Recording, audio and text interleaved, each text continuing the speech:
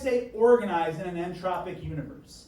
Cells, energy, photosynthesis, cell respiration, you name it. We talked about it in terms of energy. Now, second semester is how do we reproduce? But it's not just the reproduction, it's not just the cell division of meiosis, it's a bigger word, and a word I want you to get used to, variation, right here. Now, I'm not a mind reader. Sometimes I like to think I am. But if I'm a mind reader right now and I said, hey, give me your definition, without saying it out loud, what's your definition of evolution? Without looking at mine, don't cheat. I would be willing to bet, dollars of donuts, that all of you would say it's a change over time. Would that be right? That's okay. That's nothing wrong with that. I mean, it's not the one I would give you credit for, because evolution is the change in allelic frequencies. What do I mean by this? Is how often do these alleles, these traits, appear in our population? Not in you, but in our population. I get met with this quite a bit, actually, because people that know me know I'm a scientist, but they all say, well, you're also, spiritual. You're a Christian. I'm like, yeah, I am. And they're like, ooh, how do you manage that? Like it's some sort of disease. Like, wait, ooh, you're serving two masters. I'm like, no, that's not really. Science and religion are not mutually exclusive.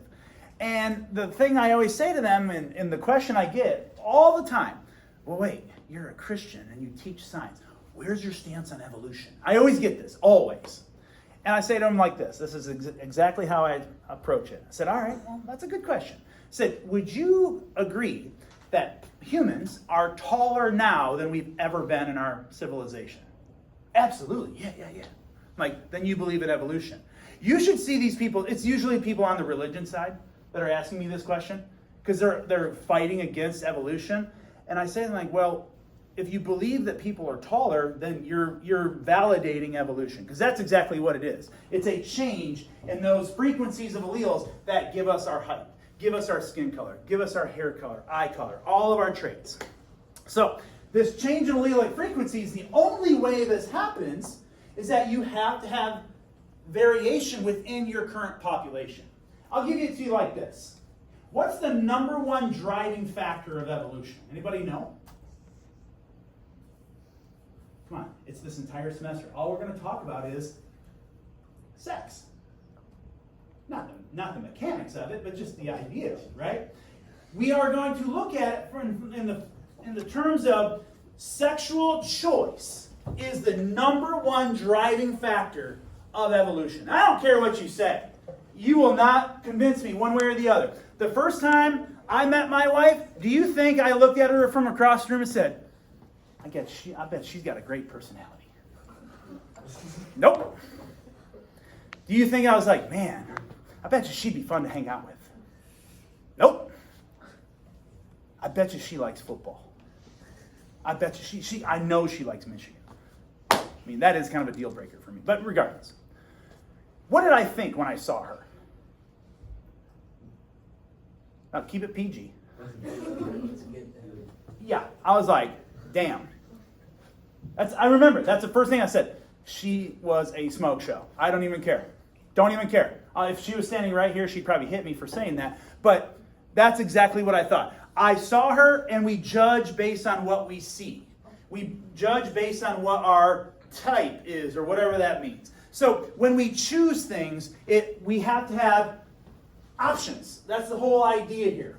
And so when you look at this picture, we look at the variation even within that family. So we're going to look at this in greater depth and detail about where does this, not so much what is the variation, but where does it come from? That's the key right here. So to see what you know and what you don't know, what I'm giving you is a little bit of a diagnostic, a little freshman year flashback here. So these are in no particular order, but you're going to figure out quickly that meiosis occurs in two stages of division. And so what I'd like you to do when you see these is you're going to label them prophase 1, prophase 2, meta 1, meta 2, ana 1, ana 2, and obviously tela 1, tela 2, based on what you see. Ready, go.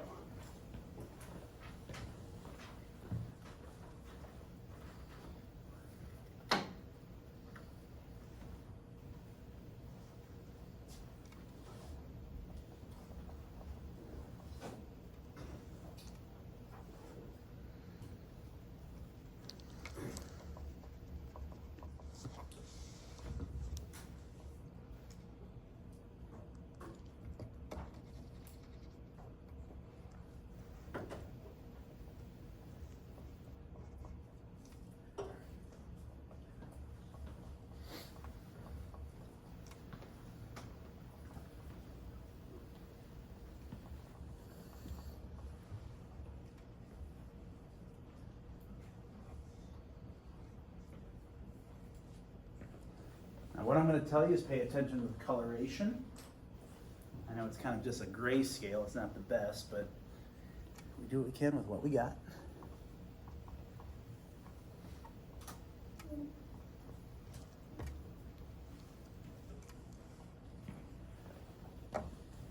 Now, some of you dropped your pencil, looked at me kind of cocky. You're like, yeah, I got this. That was quick, all right? So if you're feeling really spunky and you think you got it, what I'd like you to do is go in through each of those pictures and identify for me these words you need to know. Where is the tetrad? Where do you see a tetrad? Where is the chiasmata? Where's the synapses occur? All right, where do you see what we call rDNA? So you've seen us deal with messenger RNA, tRNA, rRNA, right? Well, now I'm introducing to you rDNA, which stands for recombinant DNA, which just means DNA is changing. Everything you've done up until this point, the only time DNA has changed is when you've had a mutation. Now we're moving into a whole different realm of how this changes. So see if you can label some of those structures as well.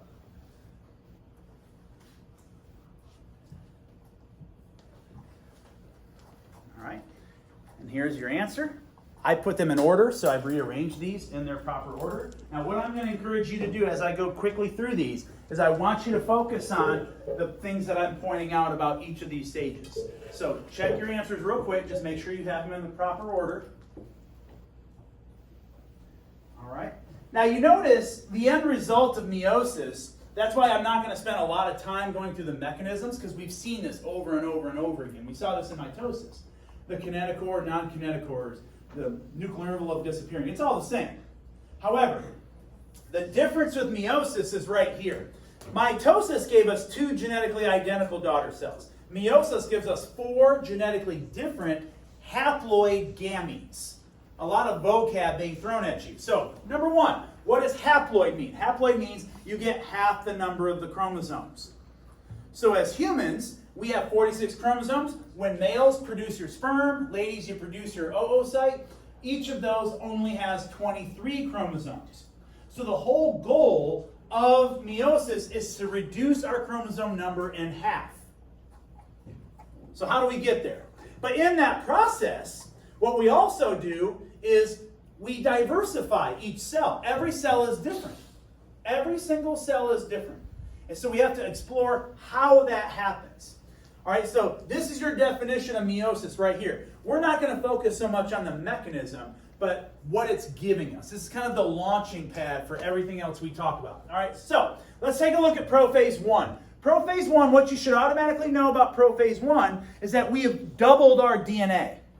Doubled the amount of chromosomes. Remember, just like mitosis, these have gone through the S phase and the G2 phase. These are cells just like everything else. But these cells are what we call gametes. The only gametes, the only cells in our body that are for reproductive purposes and are haploid are gametes. Everything else are considered somatic. All right, so these processes, we'll talk about these later, that's what we call spermatogenesis and oogenesis. And the good news for you, you already know this. What triggers spermatogenesis and oogenesis? You remember FSH? Follicle stimulating hormone. And then LH for the ladies is when it programs that release. So we've already kind of explored how this happens, but now we're getting into what does it give us? And it gives us this variation. So take a look at prophase 1. You have double the amount of DNA. But what you also see is the appearance of what we call a tetrad. Now put your pencils down for a quick second for me. All right, we're going to do some hand manipulation stuff. All right, put one finger up, your index finger. This is, let's just say, chromosome from dad. Left finger, chromosome from mom. Put them together. What am I showing you? Are these homologous chromosomes or sister? What do we think? These are homologous chromosomes. Homologous chromosomes are the same size, same location, same genes. They might have some variation within them, but they are relatively the same. However, when we double those in prophase 1, now you've made copies of each homologous chromosome. Everybody see that? This is what we call a tetrad. That's what you see right here. Now this tetrad, because of its proximity, it can actually create what we call a synapse or synapsis. This is often referred to in layman's terms as crossing over. So synapsis can occur. Does it always occur? No. So when does it occur? Where does it occur? Here's your answer. It is all random. Get used to that word. Random, random, random. So, when that tetrad is formed, where it crosses over, where it physically touches, is what we call a chiasmata. The physical location. And when I talk to you about these physical locations, let me go to this real quick so you can see. This is stuff that you probably already learned before, but when you look at a chromosome, you have these dark banded appearances, and those are specific locations, what we call loci. And all of those loci have very specific genes. Now, why do we care where the chiasmata is? Because that's what's going to tell us which genes are recombined. Right? So that's where you start to get this source of variation, when you start recombining that. Now, does it always occur? No. Why does it occur? It's random. Where does it occur? Which loci? It's random. But what we do know is when we go back to our picture, we do know that it has been recombined. You can see the color difference now. So in prophase 1, you're getting a source of variation through synapses. So metaphase 1, as you can see here, you see that you still have your copied homologous chromosomes, but notice how they line up at the equator. But where they line up and how they line up could vary. So you're going to get what we call independent assortment. That's another source of variation. Because how these arrange themselves will dictate which cells have which of those genes as they start to divide. So this is another source of variation. But here's the good news for you. Those are the only two locations in this entire process that does anything cool. Seriously, everything else is just run-of-the-mill division. But one thing I will ask you is, at the end of telophase 1, do you have haploid or diploid cells? Think, think, think. At the end of meiosis 1, which is obviously telophase 1, you see your nuclear envelope reemerges, and you see now you have one of each, but they've been recombined. Are these haploid or diploid? Well, if meiosis 1 is the separation of homologous chromosomes, that automatically makes these, make sure you're getting this, makes those haploid. Okay? Because let me show you what this means. I'll let you write this, and then we're going to go back to our finger hand manipulation thing here. All right? So again, at the end of meiosis 1, you have 2 haploid cells. Now watch how this works. Everybody put your fingers up again. Okay, now we're going to do this quick. Here's my homologous chromosomes. Spermatogenesis, oogenesis starts. You double them. Let's just say for fun they cross over. How they independently assort themselves. And then what do? We separate. So notice how my original homologous chromosomes now are separated. So now all these are just copies of each other. That's it. So because I've separated my homologous chromosomes, that makes those haploid. And then what does meiosis 2 look like to you? What does it look just like? Doesn't it look just like mitosis? That's it. Because what is meiosis 2? Just separating your sister chromatids. That's all it's doing. So those copies that were made, because remember we did this? I made copies. And then I separated those. But I have copy here and a copy here. And then I just separate those, and now I have 4 genetically different haploid cells. But here's what a bigger takeaway. We know that we look at this process and we see these sources of variation, which in reality is just prophase 1 and metaphase 1. That's it. But why do we care about this variation? Because with these variations, let me put it to you like this, and you can start to kind of see the pattern emerge. Crossing over, synapses, is random. Independent assortment, random. All right? Or, to put it into another way,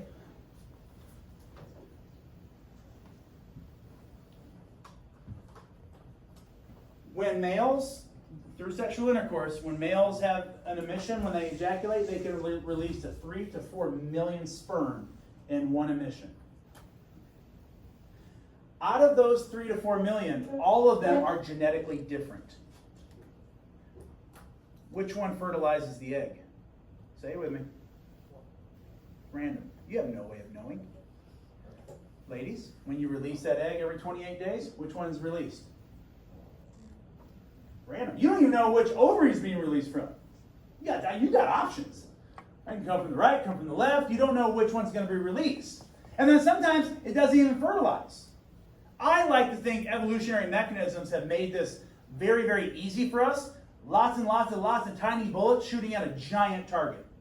You're going to hit your target. And I think we can agree that over 8.5 billion of us, we're pretty good at this. All right, we kind of mastered this idea.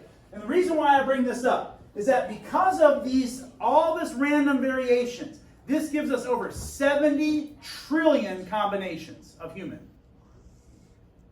Now, some of you might be kind of enamored by that large number, and you should. But this is the way I look at it. That number is finite. What do I mean by that? That means that at some point, all of our combinations will have been exhausted. So it's fun to think about that at some point, it's possible, not probable, but possible that at some point in the course of human events, there is another identical you walking this planet. Let that sink in for a second. Talk about your doppelganger. Has anybody met their doppelganger, seen their doppelganger yet? Somebody that looks just like you, like an evil twin separated at birth? Nobody? All right, I always get Chris Pratt. I don't see it, but people say that. I wish I had his bank account. All right, but the reality of it is that when we see this, we have people that we resemble, but it is entirely possible, plausible, that at some point there could be another identical you. Now, in terms of nature, the nurture side, that's a whole other story. Okay, and that's why we bring this up, is we talk about this concept of variation. And that's all we're going to be talking about in second semester. We're going to be splicing DNA.